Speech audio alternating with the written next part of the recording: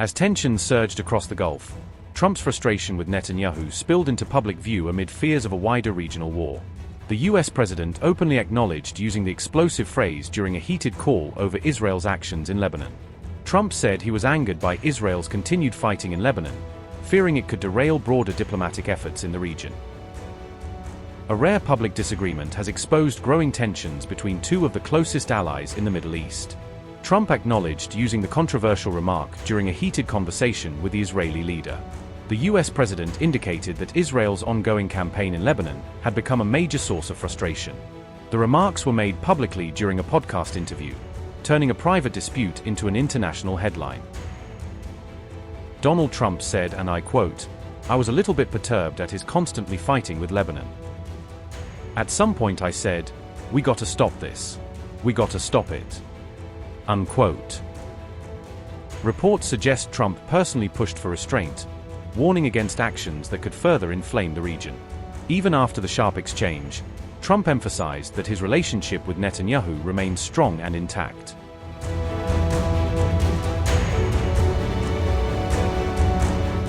With Israel and Hezbollah continuing to trade blows across the border, US President Donald Trump is reportedly fuming behind the scenes. Donald Trump and his ally Benjamin Netanyahu reportedly held a heated conversation on June 1st as tensions escalated. The call allegedly deteriorated to the point where Trump called Netanyahu crazy, according to an Axios report. The expletive-filled outburst reportedly reflected Trump's growing frustration with Israel's actions in the region. Iran had allegedly threatened to walk away from negotiations with Washington, citing Israel's strikes in Lebanon. Trump also reportedly accused Netanyahu of showing ingratitude and demanded an immediate halt to Israeli airstrikes. The US president allegedly warned Netanyahu that threats to bomb Beirut could leave Israel increasingly isolated worldwide. Trump reportedly reminded the Israeli premier that he had stood by him during his corruption trial troubles. Trump said, and I quote, "What are you doing? You're crazy. You'd be in prison if it weren't for me. I'm saving you. Everybody hates you now. Everybody hates Israel because of this." Trump also allegedly argued that Israel was responding to Hezbollah attacks in a disproportionate manner. The US president's reported rant comes as Israel expands military operations deeper into southern Lebanon. The Trump administration is also said to be concerned about the rising civilian death toll in Lebanon, Axios reported. A US official told Axios that Trump effectively steamrolled Netanyahu during the June 1st conversation. Following Trump's rebuke, Israel reportedly pledged to stop striking Hezbollah-linked targets inside Beirut.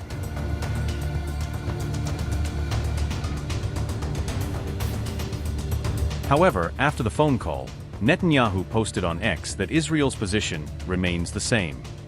Tension stayed elevated along the Israel-Lebanon frontier as Netanyahu reportedly ordered additional military strikes. Together with the Minister of Defense, I instructed the IDF to attack terror targets in Beirut. There will be no situation where Hezbollah attacks our cities and citizens, and its terror headquarters in Beirut, in the Dahia suburb, remain out of bounds. We continue to deepen our activity on the ground in southern Lebanon, eliminating Hezbollah strongholds.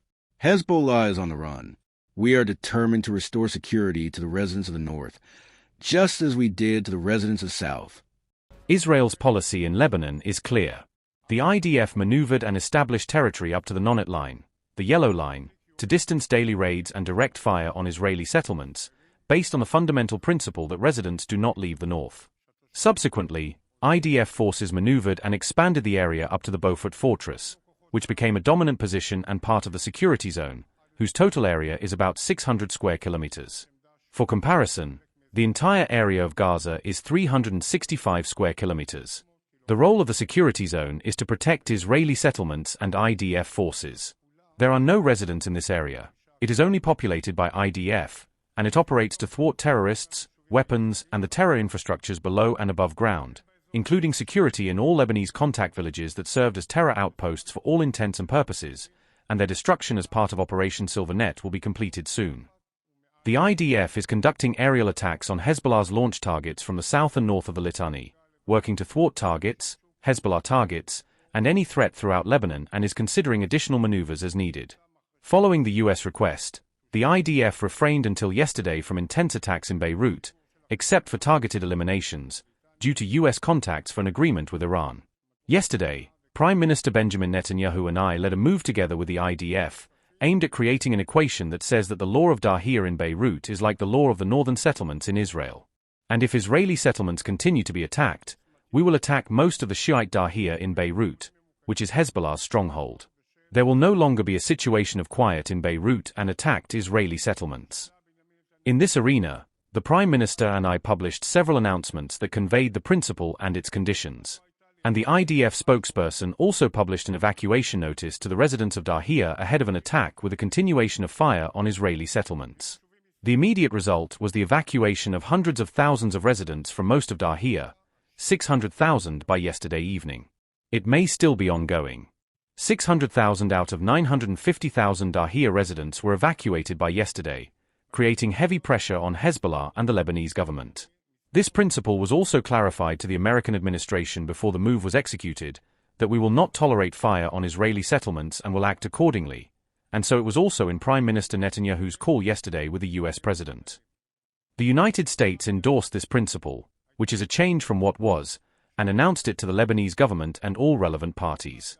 The Israeli settlements, against Beirut. There will be no quiet here. There will be no quiet there. Within Lebanon, there is no ceasefire, and the IDF continues operations against Hezbollah, with the ultimate goal, long-term, of dismantling Hezbollah of its weapons, and the immediate goal, related to the purpose of the operation in Lebanon, is the disarmament of the entire Litani area beyond the yellow line currently controlled by the IDF and up to the Litani line. Disarmament from Hezbollah militants' weapons with Israeli security control. This is the goal, and we are working to advance it with all the means I mentioned here. The test for the defense policy for the settlements will be simple and will become clear in the coming days. If the fire on the settlements stops or if there is fire on the settlements and we attack in Dahir in Beirut, this equation will be realized. There will be no situation for us of fire on our settlements without responding forcefully against most of Dahir in Beirut while evacuating its residents, as we have done in the past. Those who bring all these great achievements are the IDF commanders and their heroic soldiers in regular and reserve duty, who fight bravely with great commitment for the security of the northern residents. And of course, the northern residents who show courage and resilience in difficult circumstances to allow the IDF to complete its missions for their defense. The IDF protects the northern residents and pays a heavy price. Soldiers are killed and injured during their missions, and the pain is great. I embrace the bereaved families and wish a speedy recovery to the wounded. We are challenged by the fiber drones that are below the technological thwarting threshold and exact a heavy price, and we operate at all levels, both strategically and tactically, and some of you, I assume, are also involved in this issue. With all means to provide solutions and responses to this issue, Israel is determined not to return to the situation before October 7th as part of the new security policy. The IDF is present and interposes between jihadist enemies and the borders and settlements in Lebanon, Syria, Gaza, and wherever it is needed, and operates proactively to remove threats in Iran, Yemen, and everywhere. The remarks came as regional tensions surged, with Iran claiming attacks on US-linked military targets in Bahrain and Kuwait, further straining an already fragile ceasefire.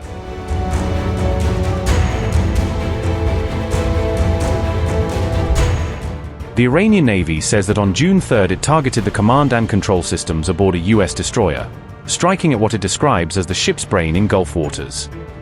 Tehran insists the strike was a direct response to what it calls aggressive US measures against Iranian commercial shipping, accusing Washington of harassment at sea.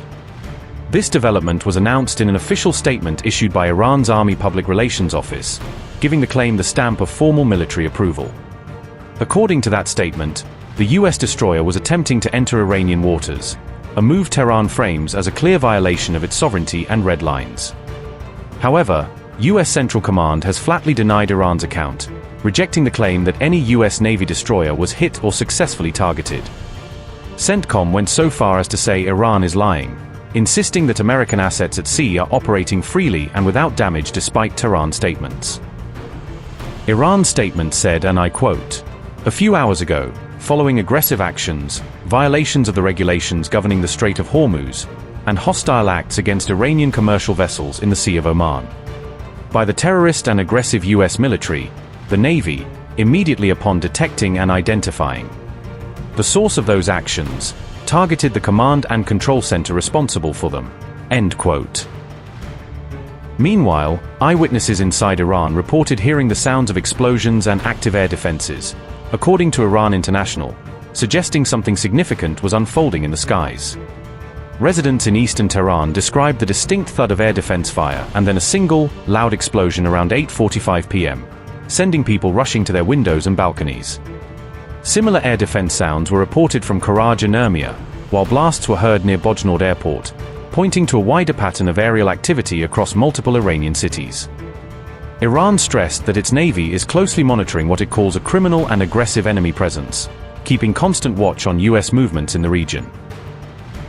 The statement warns that the Navy will respond to any hostile act in the shortest possible time, signaling readiness for rapid retaliation if it feels provoked. Tehran further vowed that its forces will exact revenge in the harshest manner for the blood of the sailors of the destroyer Dina, framing its actions as avenging fallen martyrs. This latest claimed attack comes after both Tehran and Washington exchanged fire under the shadow of a fragile ceasefire, raising fears that the truce is rapidly unraveling in the Gulf. At least one person has been killed in the devastating aftermath of Iran's deadly strikes on Kuwait. Kuwaiti authorities also alleged that multiple people sustained injuries following Iran's drone attacks. With the international airport suffering significant damage, Kuwait has suspended all commercial flight operations. Airport operations in Kuwait are reportedly expected to remain halted until further notice from authorities. The airport had only reopened for normal operations on June 1st before the strikes took place. Kuwait's Ministry of Defense confirmed that Iran launched multiple hostile drones during its June 3rd attack. According to Kuwait's Ministry of Defense, Iran fired 13 ballistic missiles and 17 drones during the assault.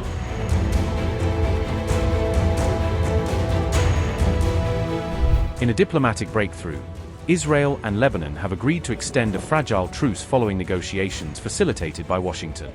The agreement envisions new security areas designed to keep Hezbollah fighters away from sensitive border regions. Lebanese government forces are set to take responsibility for maintaining security in the agreed zones. Officials say the arrangement hinges on Hezbollah ending attacks and pulling its personnel from the designated areas. U.S. officials view the deal as a possible first step toward a more lasting regional settlement. Both sides stressed that Lebanon's future should be determined by sovereign governments, not outside actors or armed groups.